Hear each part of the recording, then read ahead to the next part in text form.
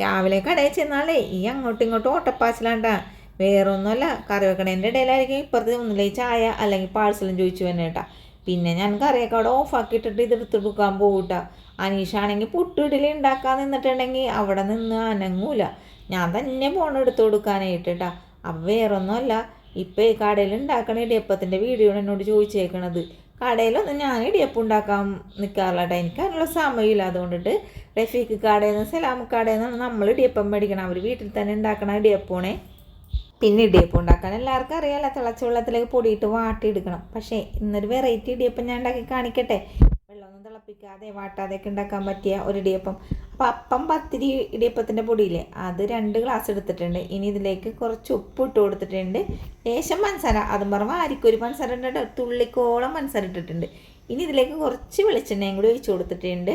അതിലെ പഞ്ചസാര ഒഴിവാക്കേണ്ട ആൾക്കാർക്ക് ഒഴിവാക്കാട്ടോ. പക്ഷേ പഞ്ചസാര ഇട്ടാൽ ഒരു പ്രത്യേക ടേസ്റ്റ് ആയിരിക്കും കറിയൊക്കെ കൂട്ടി കഴിക്കുമ്പോൾ. പിന്നെ ഞാൻ ഇതെല്ലാം കൂടി ഇളക്കി കൂട്ടി എടുത്തിട്ടുണ്ട്. ഇനി നമ്മളിതിലേക്ക് കുഴക്കാനായിട്ട് എടുക്കണത് എന്താണെന്നറിയാമോ? ഞാൻ നോക്കുമ്പോഴേ മഴയായിരുന്നല്ല പാല് ബാക്കി ഒന്ന് തിളപ്പിച്ചത്.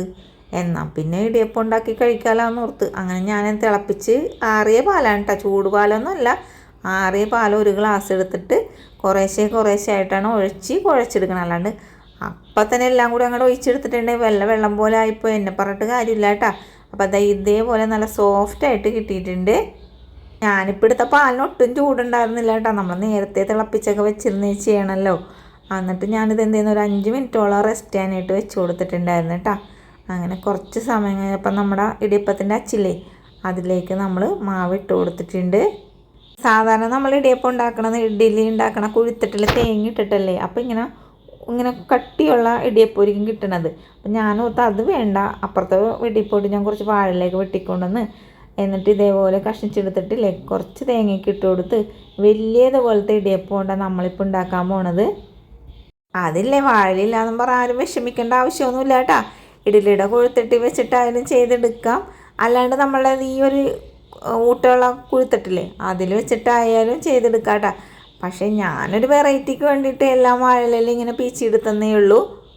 വാഴയിലയിൽ വെക്കണമെങ്കിൽ ഈ ഒറ്റ തട്ടിൽ തന്നെ വെച്ചിട്ട് നമുക്ക് കുറേ അങ്ങോട്ട് ഉണ്ടാക്കുകയും ചെയ്യും. ഇങ്ങനെ ഇടയ്ക്കിടയ്ക്ക് വെക്കാം. മറ്റേ കുഴുത്തട്ടാകുമ്പോൾ 3 തട്ടും എന്താണ് അതിൽ പീച്ച് വെക്കുകയും ചെയ്യണം. പിന്നെ അത് കഴുകുകയും ചെയ്യണം. എന്ത് തന്ത്രപ്പാടാണ് പൊന്നോ. അപ്പോൾ ഇതെല്ലാം എളുപ്പമെന്ന് എനിക്കും തോന്നി. അപ്പോൾ അതേ നമ്മുടെ ഇടിയപ്പമൊക്കെ ഇവിടെ റെഡി ആയിട്ടുണ്ട് കേട്ടോ. നല്ല ടേസ്റ്റ് ഉണ്ടായിരുന്നു കേട്ടോ ഈ ഒരു ഇടിയപ്പത്തിന്. കാരണം പാലും ഉണ്ടായിരുന്നു, നേരിയൊരു പഞ്ചസാരയും കൂടി ആകുമ്പോഴേ. പിന്നെ കറിയും കൂട്ടി കഴിക്കുക, പിന്നെ തേങ്ങാപ്പാൽ ഇച്ചിരി പഞ്ചസാര ഇട്ടിട്ട് അങ്ങനെ ആയാലും കഴിക്കാട്ടാ. നല്ല സോഫ്റ്റ് ആയിട്ടുള്ള നല്ല വട്ടത്തിലുള്ള ഇടിയപ്പം കണ്ട നല്ല രസമുണ്ട്, നല്ല സോഫ്റ്റ് ആയിരുന്നു കേട്ടോ. അപ്പോൾ അതേ ഇനി ഇടിയപ്പം ഉണ്ടാക്കുമ്പോൾ ഇതേപോലെ ഒരു ദിവസം ഉണ്ടാക്കിക്കോടോ. നല്ല രസമുള്ള ഇടിയപ്പോലെ. ഈ ഇടിയപ്പത്തിന് നമ്മുടെ കടയിൽ ഉണ്ടാക്കിയ മഞ്ഞ മുട്ടക്കറിയില്ലേ, അത് സൂപ്പറായിരുന്നു. അപ്പോൾ വീഡിയോ ഇഷ്ടപ്പെട്ട് ഉണ്ടാക്കുക, സപ്പോർട്ട് ചെയ്യുക. Thank you.